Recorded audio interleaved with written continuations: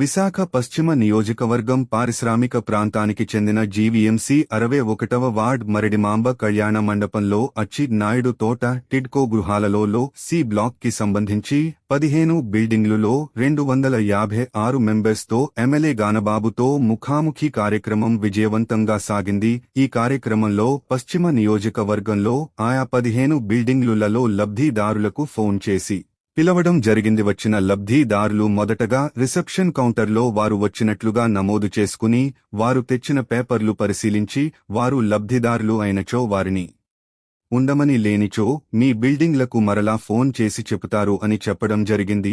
ఈ రోజు ముఖాముఖి జరిగిన 15 బిల్డింగ్లు 256 ఫ్యామిలీలకు మాత్రమే అని అధికారులు తెలియచేయడం జరిగింది.